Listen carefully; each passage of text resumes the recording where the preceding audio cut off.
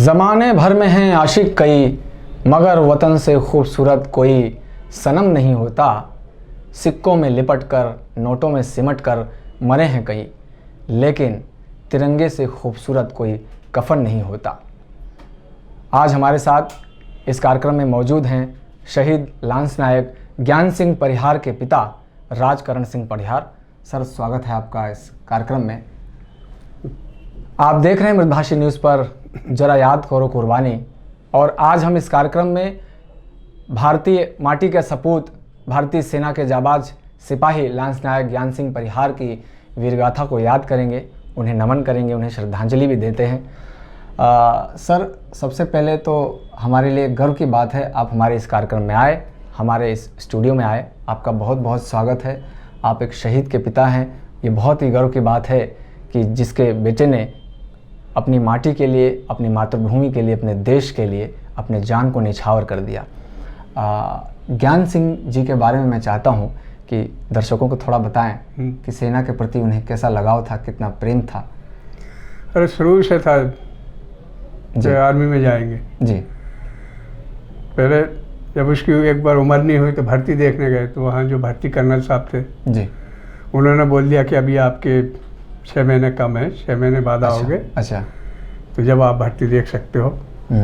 तो वहाँ से चला आया। जब उसके 6 महीने पूरे हुए, 12वीं में पढ़ता था, तो उसमें पानी भी गिर रहा था, एक टाइम था। तो मैंने बोला कि मत जाओ बेटा, पानी गिर रहा, तबीयत ठीक नहीं है। तो मना करने के बाद में भर्ती का चला गया। ये पहली बार गया, भर्ती भी हो गया। उसकी बहुत दिली इच्छा थी कि हम आर्मी में जाएंगे। आर्मी में गया या फिर वो उसका चयन हो गया एयर डिफेंस में, उसको अच्छा पोस्टिंग हो गई। नासिक में उसकी ट्रेनिंग हुई जी। इनका हेडक्वार्टर नासिक था पहले। अब तो उठ के उधर कहीं इधर एक गोपालपुरम है साउथ तरफ, उधर चला गया। यहाँ नासिक में था, नासिक में उसकी वो ट्रेनिंग हुई। वहाँ से फिर उसको सभी जगह, आर्मी में तो मालूम है सभी जगह भेजते रहते। बिल्कुल। फिर इधर जम्मू कश्मीर में भेज दिया। 3 साल के लिए गया था।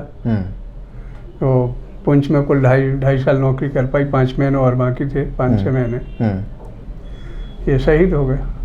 मैं आप लोगों को बताना चाहूँगा कि 5 अक्टूबर 2014 को शत्रुओं से लड़ते हुए, घुसपैठियों से, आतंकियों से लड़ते हुए भारतीय सेना के जाबाज सिपाही लांस नायक ज्ञान सिंह परिहार ने अपना जीवन समर्पित कर दिया। वे शहीद हो गए देश के लिए और हमेशा हमेशा के लिए अमर हो गए। सर, ये बताइए कि आप एक शहीद के पिता हैं। इस देश में ऐसे बहुत सारे माता पिता हैं। मैं चाहता हूँ आप क्या महसूस करते हैं और एक संदेश देना चाहते हैं, एक संदेश उन पिताओं को भी दें जो जिनमें थोड़ा कहीं ना कहीं डर है कि हमारे बच्चे सेना में जाएं कि ना जाएं। लोगों में थोड़ा सा डर बना रहता है। कैरियर के बहुत सारे ऑप्शंस हैं। क्या संदेश देना चाहेंगे? डर तो नहीं होना चाहिए। देखो जी, सेना में जाने से क्या करता जी। बच्चों को जाना चाहिए, भेजना चाहिए। ये तो घर की बात है। बिल्कुल। बेटा गया, देश के लिए गया। अगर यहाँ भी रहता, जो अगर यहाँ भी हो जाता तो अपन क्या करते? सही बात जी। इसमें डर की कोई मतलब भेजना चाहिए अपने बच्चों को, देश के लिए भेजना चाहिए। ये तो गर्व की बात है। बिल्कुल। तो मैं कह रहा हूँ कि ज्ञान सिंह परिहार जी जब उनकी पोस्टिंग हो गई, जम्मू कश्मीर में हो गई, तो लगातार आपसे बातचीत भी होती थी, आना मिलना जुलना होता था बीच बीच में? हाँ, नहीं, बातचीत होती थी, छुट्टी भी आता था, लेकिन बातचीत वहाँ रोज़ नहीं हो पाती थी। अच्छा। ये वो नहीं मिलता था। बिल्कुल। टावर उसका तो रोज़ नहीं हो पाती थी। जब वो ऊपर आता था, ऊपर से फिर जब नीचे आता, जब उसके वो टावर मिलते थे, बातचीत होती थी। हाँ, ये कि दूसरे तीसरे दिन बातचीत होती रहती। अच्छा। तो वो छुट्टियों पर घर भी आते थे? मतलब घर आते थे, छुट्टियों पे घर आते थे। महीना भर की, 2 महीना की छुट्टी रहती थी। तो और परिवार में जैसे ज्ञान सिंह जी हैं, तो और कौन कौन परिवार में हैं? उनके साथ किस तरह से खुशियां बांटते थे आने के बाद? कैसे कैसे अपनी माता से किस तरह से? क्योंकि बहुत समय के बाद जब कोई एक सैनिक आज घर पे आता है तो माँ से लाड़ प्यार करता है, उससे मिलने की माँ तो उनकी 2009 में ख़त्म हो गई थी। अच्छा जी। भाई थे, भाभी थी, और उनकी मिसेज थी, शादी हो गई थी, एक बच्ची भी थी उनकी। अच्छा। आते थे घर में, सब रहते थे हंसी खुशी से।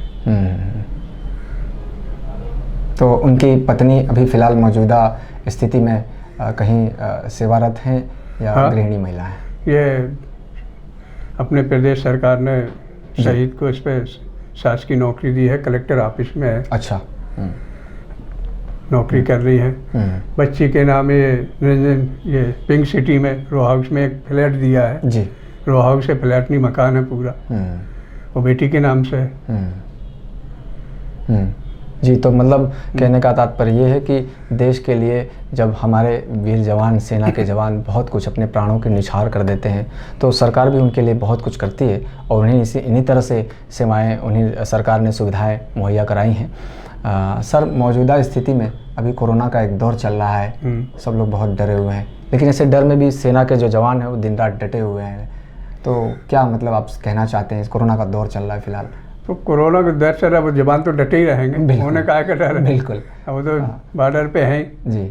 सबसे बड़ा कोरोना वही है। लोग जो है कुछ नियमों का पालन, कुछ लोग देखा जाता है सोशल डिस्टेंसिंग नहीं, ये तो करना चाहिए। देखो, ये तो अपना खुद का बचाव है, ये तो जो अपने नियम है वो जरूरी है करना। तो सर ये बताइए कि 5 अक्टूबर को जब यह घटना घटी तो उस समय आप घर पर ही थे, आपको खबर आई? हाँ, हम घर पे थे जी। दिन में खबर आई थी करीबन 10 बजे करीबन। तो जो वहाँ के सीओ साहब थे उन्होंने खुद फ़ोन करा था। अच्छा। तो बोला कि ये आपका बेटा शहीद हो गया है और हम डेड बॉडी जी भेज रहे हैं घर।